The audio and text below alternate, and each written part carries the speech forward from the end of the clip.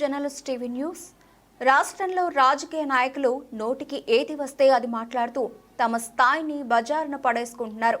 మంత్రులుగా గౌరవప్రదమైన హోదాలో ఉన్నవారు సైతం నోరు పారేసుకుంటూ ప్రజల్లో చులకనవుతున్నారు. నోరు పారేసుకుంటే రాష్ట్ర స్థాయిలో ఫోకస్ అవుతామని తాపత్రయపడుతున్నట్లుగా కనిపిస్తోంది. రాష్ట్రంలో రాజకీయ విమర్శల స్థానంలో వ్యక్తిగత దూషణలకు వేదికగా మారింది. నెల రోజుల క్రితం దేవాదాయ శాఖ మంత్రి కొండా సురేఖ హీరో నాగార్జున కుటుంబ అంశాలపై క్షమించరాని విధంగా మాటలు జారడం పెను సంచలనంగా మారింది. కొండా సురేఖ నోరు జారడంపై సర్వత్రా విమర్శలు రావడంతో పాటు కాంగ్రెస్ పార్టీకి నష్టదాయకంగా మారింది. తమ స్థాయిని మరిచి అంతర్గత కుటుంబ వ్యవహారాల జోలికి వెళ్లడంతో కోర్టు మెట్లెక్కే పరిస్థితి ఏర్పడింది. తాజాగా రవాణా శాఖ మంత్రి పొన్నం ప్రభాకర్ కేంద్ర మంత్రి కిషన్ రెడ్డి విషయంలో నోరు పారేసుకుని అబాసు పాలయ్యాడు. వైద్య రంగంలో జెనెటిక్ అంశాలను సరిపోల్చడానికి డిఎన్ఏ పరీక్షలు నిర్వహించి తల్లిదండ్రులు ఎవరో నిర్ధారిస్తారు. సాక్షాత్తు కేంద్ర మంత్రి కిషన్ రెడ్డిని తెలంగాణ ప్రాంతం వ్యక్తా కాదా అనే అంశంపై డిఎన్ఏ పరీక్ష చేయించాలనడం మంత్రి పొన్నం ప్రభాకర్ అవగాహన రాహిత్యానికి పరాకాష్ఠగా నిలుస్తోంది. కుటుంబ సభ్యుడా కాదా అనే నిర్ధారణకు డిఎన్ఏ కొలమానకంగా వైద్య రంగంలో చూడడం సర్వసాధారణం. కానీ ఏ ప్రాంతానికి చెందిన వ్యక్తి అన్నది డిఎన్ఏ ద్వారా నిర్ధారించాలనడం మంత్రి పొన్నం ప్రభాకర్ దిగజారుడు విమర్శలకు పరాకాష్ఠగా చెప్పవచ్చు. అధికారం ఉంది కదా అని ఇష్టం వచ్చినట్లు మాట్లాడితే ప్రజా కోర్టులో పరాభవం తప్పదన్నది తెలుసుకోవాల్సిన అవసరం రాజకీయ నాయకులకు ఉంది. నోరు పారేసుకుని ప్రచారాన్ని కోరుకుంటున్న కాంగ్రెస్ ప్రభుత్వ మంత్రుల తీరుపై journalist TV CEO Mareddy Nagender Reddy విశ్లేషణ. రాష్ట్రంలో కాంగ్రెస్ పాలన ఏర్పడి 11 నెలలు పూర్తి 12 నెలలు కావస్తున్న నేపథ్యంలో మంత్రివర్గంలో కొంతమంది వ్యవహార శైలి వివాదాస్పదంగా తయారవుతుంది. అధికారం ఉంది కదా అని నోటికి వచ్చినట్టుగా మాట్లాడటం ప్రస్తుతానికి రాష్ట్రంలో చర్చకు దారితీసింది. అధికారం ఎవరి సొత్తు కాదు. అధికారం ఉన్నంతకాలం ప్రజలకు సేవ చేస్తూ ప్రజా సమస్యలు పరీక్షించే విధంగా ముందుకు వెళ్ళాలి తప్ప ప్రతిపక్ష పార్టీలను ఇతరత్ర అంశాలని దృష్టిలో పెట్టుకొని నోటికి వచ్చినట్టుగా నోటి దూల తీర్చుకోవడం అనేది ప్రస్తుతం కాంగ్రెస్ పార్టీలో ఓ చర్చకు మాత్రం దారితీస్తుంది. ఎందుకంటే గతంలో అంజయ్య మంత్రివర్గం నుంచి కావచ్చు, లేదా కోట విజయభాస్కర్ రెడ్డి, మర్రి చెన్నారెడ్డి, వైఎస్ రాజశేఖర రెడ్డి, కిరణ్ కుమార్ రెడ్డి, రోషయ్య, చాలామంది ముఖ్యమంత్రుల హయాంలో ఎక్కడ కూడా మంత్రులు తమ పరిధి దాటి ప్రవర్తించలేదు. వాక్యం ఏదైతే విమర్శల అంశాలు కావచ్చు, లేదా రాజకీయంగా ప్రత్యర్థి పార్టీని టార్గెట్ చేసే విషయాల్లో కానీ నోటి దూల ఎప్పుడు కూడా ప్రదర్శించలేదు. ఒక హుందాగా వ్యవహరించారు. సమస్యను దృష్టిలో పెట్టుకొని లేదా ఆ సబ్జెక్టు వారీగా స్పందించారు తప్ప ఇలా ఏకపక్షంగా ఇష్టానుసారంగా ఏది మాట్లాడినా చెల్లుద్దిలే అనే తరహా వ్యవస్థ బీఆర్ఎస్ పార్టీని చూసి నేర్చుకున్నట్టుగా కనపడుతుంది. ఎందుకంటే ఈ గతంలో బీఆర్ఎస్ ప్రభుత్వంలో 9.5 ఏళ్ల పాలనలో కొంతమంది ఎమ్మెల్యేలు, కొంతమంది మంత్రులు ఇష్టానుసారంగా మాట్లాడి తమ ఆహాన్ని ప్రదర్శించుకున్నారు. ఆ ఆహాన్ని ప్రజలు తిరస్కరించడంతో ప్రస్తుతానికి ప్రతిపక్షానికి పరిమితమయ్యారు. ఈ నేపథ్యంలోనే 10 ఏళ్ల తర్వాత తెలంగాణ రాష్ట్రం ఏర్పడిన తర్వాత తొలిసారిగా ఏర్పడిన మంత్రివర్గం మంత్రులు ఎవరైతే ఉన్నారో వాళ్ళంతా కూడా శాఖాపరమైన అంశాల మీద దృష్టి పెట్టి ప్రజలు ఎదుర్కొన్న సమస్యలు, వాటి పరిష్కారం, నిధుల సమీకరణ తదితర అంశాల మీద దృష్టి పెట్టకుండా కేవలం రాజకీయ విమర్శలను కాస్త వ్యక్తిగత విమర్శల వైపు దారి మళ్లిస్తున్నారు. దాంతో ప్రజలలో ఒక భావం కూడా కొనసాగుతుంది. ఎందుకంటే గతంలో మీడియా వ్యవస్థ ఇంత విచ్చలవిడిగా లేదు కాబట్టి ఏదో ఒకరిద్దరు మాట్లాడినప్పుడు పెద్దగా ప్రచారం జరగలేదు. కానీ ప్రస్తుతం మంత్రి మాట జారితే చాలు సోషల్ మీడియాలో పుంకాలుగా ట్రోల్ అవుతున్న నేపథ్యం. దాంతోపాటుగా మీడియా అంటే ప్రతి ఒక్కళ్ళు ఎక్కడ ఏ సందర్భంలో మాట్లాడినా అంతర్గత సమావేశాలు తప్ప బాహటంగా మాట్లాడినప్పుడు వితిన్ సెకండ్స్లో రాష్ట్రం మొత్తం మీద కూడా స్ప్రెడ్ అవుతున్న నేపథ్యం.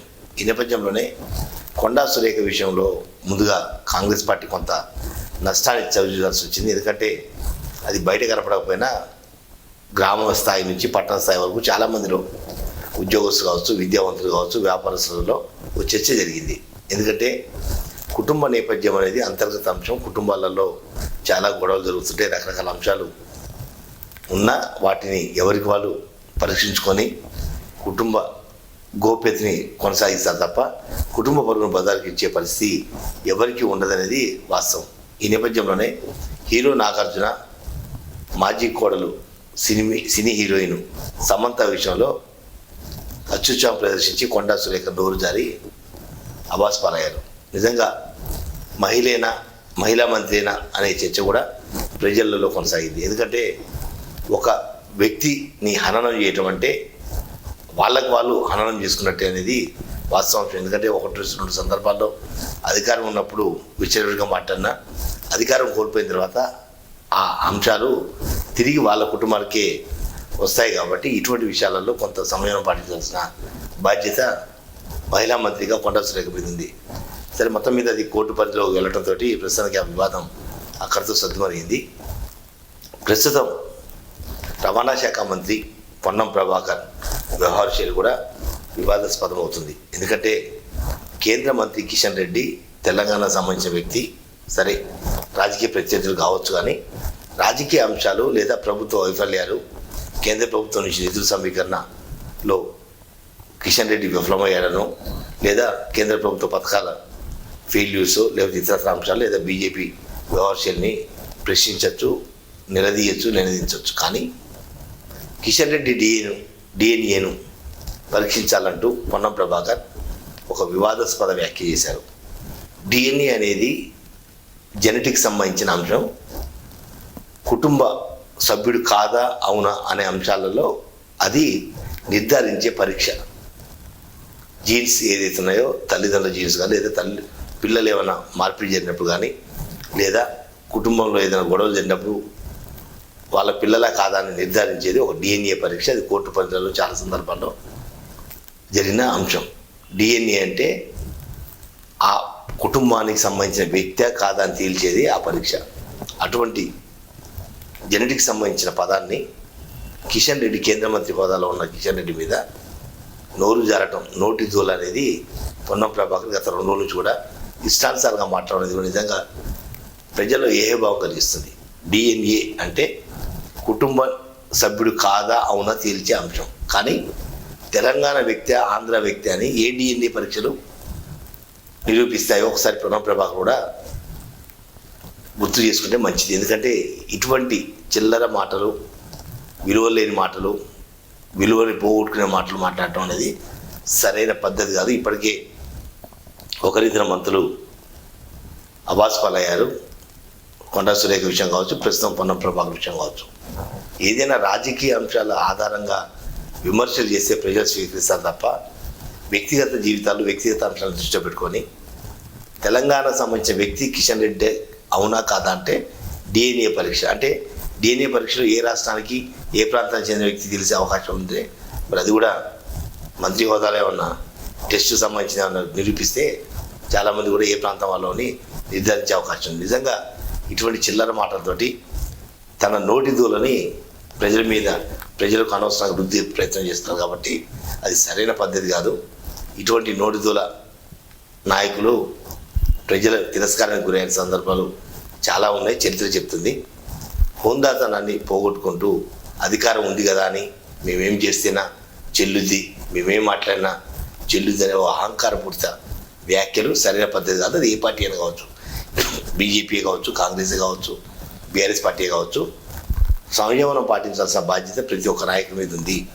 భవిష్యత్తు తరాలకు ఒక మంచి నాయకుడిగా ఎదగాలన్నప్పుడు నోటిని అదుపులో పెట్టుకోవాలి. కాలు జారినా, నోరు జారినా కొన్ని సందర్భాలు వెనక్కి తీసుకోవడం సాధ్యం కాదు. కాబట్టి ఇటువంటి విషయాలలో ముఖ్యమంత్రి రేవంత్ రెడ్డి కూడా తన మంత్రివర్గ సహచరులకు ఒక దిశానిర్దేశం చేయాల్సిన బాధ్యత కూడా ఉంది. ఎందుకంటే ఏదో ఒక మంత్రి మాట్లాడింది కదా, అదేదో హల్చల్ అవుతుంది, లేదా ప్రజలలో వెళ్ళిపోతుంది, ప్రజల్లో చులకనవుతున్నాం అనేది అది ఆ వ్యక్తికి సంబంధించిన అంశం కాదు. అది కాంగ్రెస్ పార్టీకి నష్టదాయకమైన అంశాలు. కాబట్టి ఇప్పటికైనా ముఖ్యమంత్రి రేవంత్ రెడ్డి తన మంత్రివర్గ సదస్యుల విషయంలో ఆచితూచి అడుగులు వేయాలని చెప్పి ఒక దిశానిర్దేశం చేయాలి. దాంతోపాటుగా నోటి దూలను ప్రదర్శిస్తున్న మంత్రులను కట్టడి చేయాల్సిన బాధ్యత కూడా ముఖ్యమంత్రి ఉంది. దాంతోపాటుగా పిసిసి అధ్యక్షుడు హోదాలో మహేష్ కుమార్ గౌడ్ కూడా మంత్రుల వ్యవహారాల మీద దృష్టి కేంద్రీకరించి ఎప్పటికప్పుడు కూడా వాళ్ళని కట్టడి చేస్తూ దిశానిర్దేశం చేస్తే కాంగ్రెస్ పార్టీ ప్రజల్లో పలచనయ్యే అవకాశాలు తగ్గే అవకాశం ఉంది. లేదా ఇలానే నోటి దూల మాట్లాడితే ఇక భవిష్యత్తులో లేదా రాబోయే ఏ ఎన్నికలలో కూడా ప్రజలు తిరస్కరణకు గురి అవకాశం ఉంది. కాబట్టి ఆ దిశగా కాంగ్రెస్ పార్టీ అడుగులు వేస్తూ మంత్రివర్గ సహచరుల మాటల్ని కట్టడి చేయాల్సిన బాధ్యత ఎంతైనా ఉంది.